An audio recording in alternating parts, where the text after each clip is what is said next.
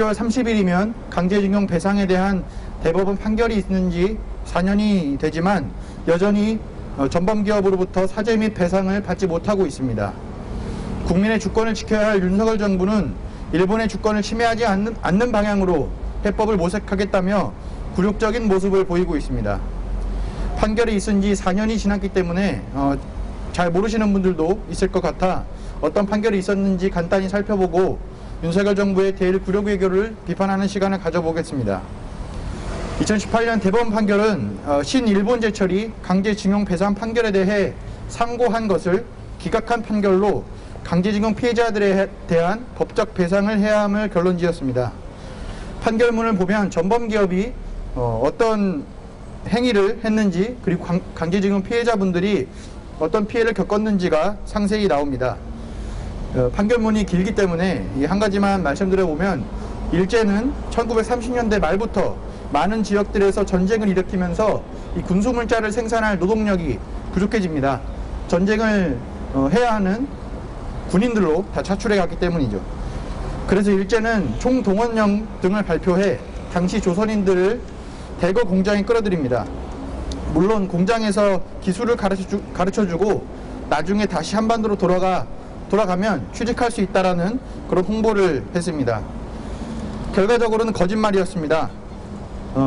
이 한 피해자분은 당시 오사카 제철소에서 노동을 했는데 전범기업은 임금 전액을 입금하면 낭비할 우려가 있다며 노동자들의 계좌에 입금을 하고 통장과 도장을 기숙사 사감이 가지고 있도록 했습니다.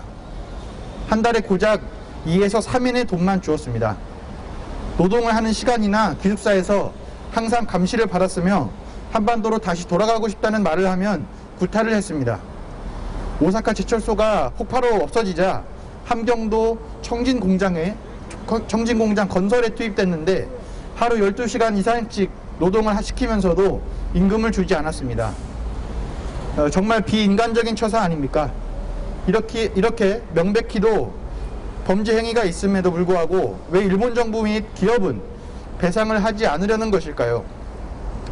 이는 이 판결문의 내용을 보면 실마리를 얻을 수 있습니다. 간단히 말하면 2018년 대법원 판결은 한일 청구권 협정은 샌프란시스코 조약의 후속 조치로 한일 양국 간 재정 및 채권, 민사 관계를 해결하기 위한 정치적 협상이었고 일제강점 시기 일제가 행한 강제징용과 위안부 문제 등 일본 정부 및 기업이 행한 식민범죄의 법적 책임을 해소하는 것은 아니었으므로 일본 기업은 강제징용이라는 식민범죄에 대해 배상을 해야 한다고 결론 내리고 있습니다.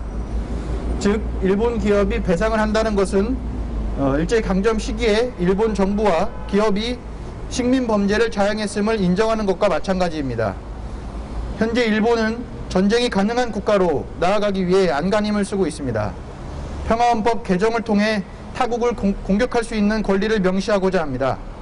또 국내 정치적으로는 제국주의 시대를 전성기로 생각하며 전범자들이 묻혀있는 야스쿠니 신사에 공물을 보내는 등 군국주의 부활을 도모하고 있습니다. 이런 상황에서 식민범죄를 인정하고 배상하는 것은 군국주의 부활의 큰 장애물이 될 것입니다. 이런 일본의 입장은 철저히 우리 국민의 이익과 주권을 침해합니다. 따라서 한국 정부의 역할은 일본의 행위를 비판하고 국민의 이익과 주권을 보장하는 행위를 해야 합니다. 그러나 윤석열 정부는 정확히 그 반대의 역할을 하고 있습니다. 왜일까요? 바로 한미동맹 추론 때문입니다. 미국은 무너져가는 자국 패권을 지키기 위해 중국을 견제하고 있습니다. 예전 같았으면 미국이 막대한 재정과 군사력을 투입시켜 했겠지만 다들 아시다시피 미국은 현재 그만큼의 여력이 없습니다. 자국 경제 살리려고 공장도 미국 안에 짓게 강제하는 판국입니다. 미국은 부족한 역량을 동맹국들의 힘으로 메꾸고 있고 바로 이 점이 아시아 지역에서 한미일 군사협력이 필수적인 이유입니다. 미국 입장에서 한미일 군사협력을 하려면 한일 관계가 좋아야 하는데 강제징용 판결 문제가 가장 불편한 지점입니다. 때문에 윤석열 정부는 미국의 대중국 견제라는 아시아 전략을 잘 보좌해주기 위해 일본에게 배상하라고 요구하지 않고 있는 것입니다.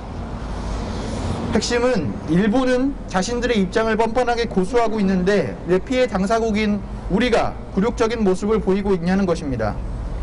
전범기업의 국내 자산을 현금화하면 한일 관계가 나빠져 막대한 비즈니스 손해가 날 것이니 하는 이런 어이없는 얘기를 하기 이전에 해당 기업이 판결대로 배상을 하고 범죄 행위를 인정하면 될 문제 아닙니까?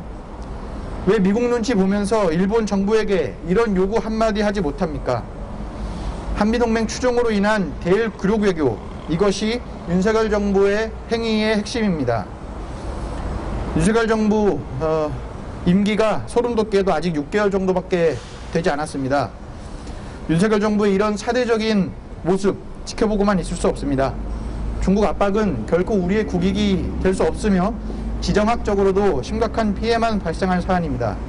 윤석열 정부의 한미동맹 추종과 대외 굴욕 외교를 강력히 규탄합니다. 한반도 평화 자주를 위해서 시민 여러분들의 많은 관심 부탁드립니다. 감사합니다.